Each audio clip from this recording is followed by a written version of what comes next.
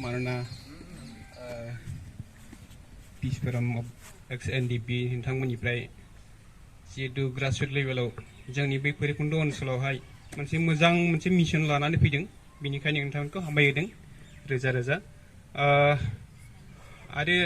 नोंथांमोननि जितु मावनो नागिरदों बेवहाय आङो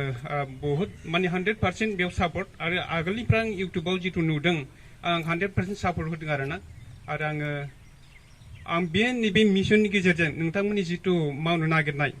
बियो बिराद मोजां जादों होननानै आं सानदों मानोना फिउचार जेनेरेशननि थाखाय गथ' गथायफोरनि थाखाय बियो मोनसे मोजां हाथियार आरो बे हाथियारखौ लानानै नोंथांमोननि बे बानायनानै होनाय बा ओंखारबोनाय बेखौ लानानै समाजा जेसेबांनाखि समाजनि मण्डलिनि बा माबानि गार्जेनफोर मुखियालफोर बेखौ लानानै मोनसे हाथियार बायदि बाहायनानै गाव गावनि फिसा फिसौफोरखौहाय गाव गावनि गथ' गथायफोरखौहाय मोनसे मोजां लामायावहाय दैदेनलांनो थाखाय मावनो थाखाय बेवहाय थागथियारि जानांगोन आं बेखौहाय माने 100% बिराद माने गोसो बेखौ आङो खावलायो रायजोफोरनिसिमबो माने बेखौ लानानै जोङो गाव गावनि गथ'फोरखौ मोनसे मोजां लामायावहाय दैदेनलांनो थाखाय बाहायनांगोन आरोना बेखौ नायनानै बा नुनानै दलर थायोब्ला माने गाव गावनि फिसाफोरनि थाखायनो बेयो मोनसे बिराद माने गोरोन्थि जागोन होननानै आं सानो बेनिखायनो नोंथांमोननिसिम जितु दिनै सफैनो हाबाय बेखौ आं बिराद हामबाय होदों आं बुंनो सानदों जितु जोङो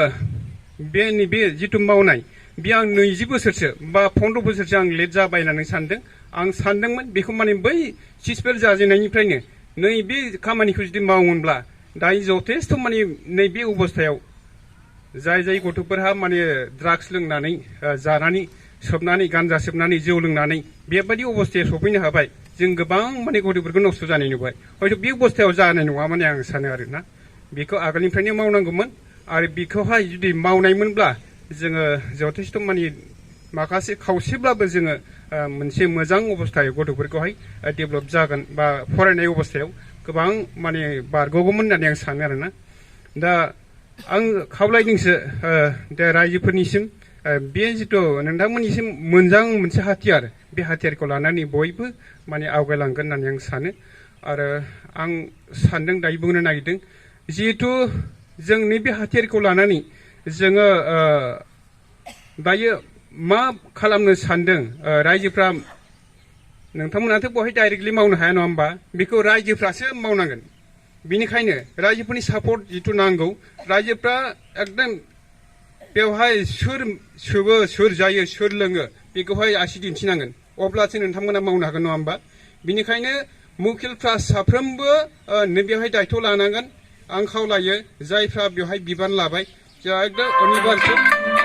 100% माने बेवहाय सापर्ट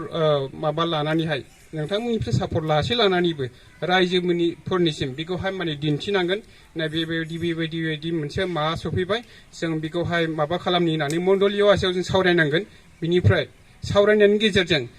मण्डलीयावबो माखासे रायजोफ्रा बेवहाय दायथ' लानांगोन बिमा बिफाफ्रा नङा होमबा